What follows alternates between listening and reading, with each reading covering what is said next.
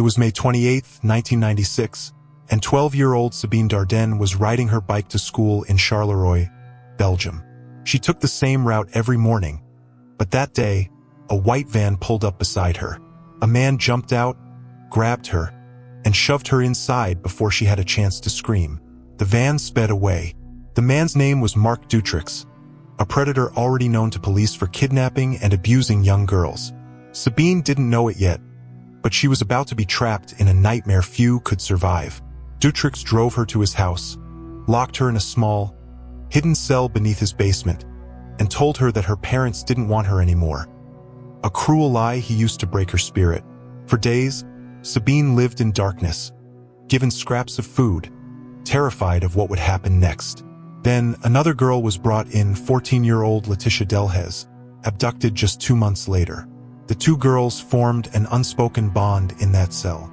They had no clock, no sunlight, no way to mark the passing of time. Only each other's voices to hold on to. What neither of them knew was that Dutroux was already being investigated for another crime. In August 1996, police came to search his house for stolen property. As they walked through the basement, faint noises caught their attention. Following the sound, they found a hidden door. When it opened, they saw Sabine and Laetitia, thin, pale, but alive.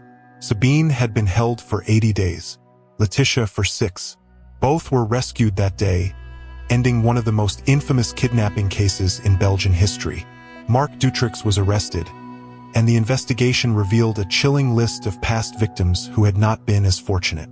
Sabine's survival was nothing short of a miracle, and in the years that followed, she spoke openly about her ordeal, determined to ensure that the voices of children like her would never be silenced again.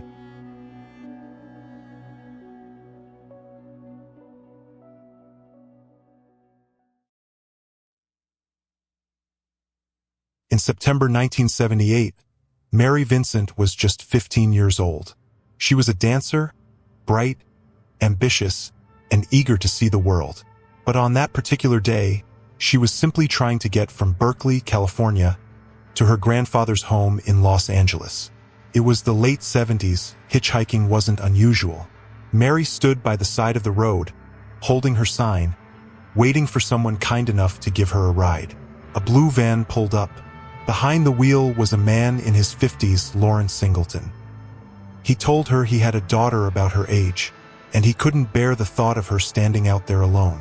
Mary noticed the van was mostly empty, strange for someone going such a long way, but she convinced herself it was fine. She got in. First, everything seemed normal. They talked, laughed a little, and Singleton seemed harmless. But then, he suddenly took a wrong turn. When Mary questioned him, he brushed it off, saying he needed to stop by his house to pick something up. The pit in her stomach grew heavier. She thought about jumping out, but the van kept moving fast. They stopped in a remote area. Singleton's voice changed. It was colder, harder. He attacked her. Mary fought back, screaming, but he overpowered her. In a horrifying twist, he tied her up and told her not to move. Then, with terrifying calm, he took out a hatchet. He severed her left arm, then her right. Mary went into shock, but she didn't die. Not yet. Singleton dragged her body to a 30-foot embankment, pushed her down, and left her there to die. He drove away, thinking it was over. It wasn't. Mary somehow found the strength to stay conscious. She realized if she didn't stop the bleeding, she would be dead in minutes. She packed her wounds in dirt to slow the blood loss. And then, she started walking. No arms. Barely any blood left in her body. She walked for miles naked along a highway. A passing couple saw her. At first, they thought it was a mannequin stumbling toward them. Then they saw her face, pale, desperate, determined. They pulled over, wrapped her in blankets, and raced her to the hospital. Mary survived. Singleton was arrested and sentenced, but because of the laws at the time, he served only 8 years. 8 years for what he did. Mary spent the rest of her life adapting to her prosthetics, speaking out for victims, and making sure her story was never forgotten. She had survived something most of us can't even imagine, and refused to be silenced by it.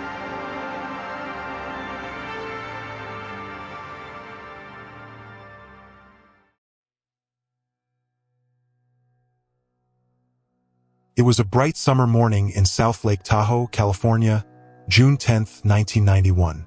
11-year-old Jaycee Dugard left her home wearing a pink jacket, her school backpack slung over her shoulder. She walked the familiar route to the bus stop, just a short distance away. But before she could reach it, a gray car slowed beside her. The driver, a man in his 40s, leaned out the window. In a flash, he raised a stun gun and fired. Jaycee's body seized and collapsed onto the pavement. The man's wife jumped out, scooped her up, and shoved her into the back seat. The car sped away, disappearing down the road. It happened so quickly that neighbors who saw bits and pieces couldn't believe what they just witnessed. Jaycee woke up in a strange room. The air smelled stale, the walls were thin, and she was terrified. Her captors were Philip Garrido and his wife Nancy. Behind their modest home was a hidden compound, a maze of tents, tarps, and sheds, all surrounded by tall fences and locked gates. This is where Jaycee would live. At first, it was confusion and fear. Then came the abuse. Philip made it clear she could never leave, that no one was looking for her, that the outside world was dangerous. Over time, his control tightened. He gave her a small TV, books, and later animals to care for, not out of kindness, but as part of a twisted manipulation. Days became weeks, weeks became years. In the first 3 years of captivity, Jaycee gave birth to 2 daughters, fathered by Philip. She was still a child herself, forced to raise her children in the same backyard prison where she was held. Philip told them lies about the outside world, making them believe they couldn't leave either. The family existed entirely in this hidden space, cut off from reality, while just over the fence, neighbors went about their lives completely unaware. Then, in 2009, 18 years after she vanished, Philip and his wife brought Jaycee's 2 daughters with them to a parole meeting. Something about Philip's behavior set off alarms for the officer. Authorities began asking questions, and soon, Jaycee's identity came to light. She told them who she was. 18 years of silence were finally broken. She was reunited with her family, the same family that had never stopped hoping, never stopped searching. The world was horrified when they learned the details of her captivity, the years stolen from her childhood. But Jaycee survived. And not only did she survive, she has since become a voice for other missing children, proof that even in the darkest, most hopeless situations, there can still be light.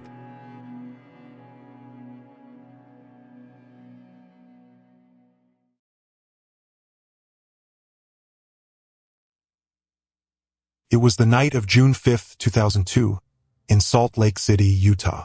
14-year-old Elizabeth Smart was asleep in her bed when she woke to the sound of a man's voice. A knife pressed to her throat. The man told her to get out of bed and follow him, or he would kill her and her family. His name was Brian David Mitchell. He led Elizabeth out of her house, through the dark hills, to a hidden camp where his accomplice, Wanda Barzee, was waiting. There, Elizabeth was chained to a tree. She was told she was now Mitchell's wife, and that God had commanded him to take her. For the next 9 months, she endured constant abuse, both physical and psychological, as Mitchell moved her between remote camps and abandoned areas to avoid being caught. Elizabeth's parents launched one of the largest search efforts in Utah's history. Her face was everywhere, on news reports, billboards, and missing posters. But despite the attention, she remained hidden in plain sight. Mitchell even walked her through public places, forcing her to wear a veil so no one could recognize her. In March 2003, 9 months after she was taken, Mitchell decided to take Elizabeth into town. They walked down a busy street in Sandy, Utah. 2 people recognized them and called the police. Officers approached and began asking questions. Mitchell tried to talk over Elizabeth, but one officer separated her and asked, "Are you Elizabeth Smart?" After a moment of hesitation, fearing for her life, she finally whispered, "Yes." That single word ended her captivity. Elizabeth returned home to her family, and in the years that followed, she became an outspoken advocate for child safety and victims' rights, using her own story to help others find their voice.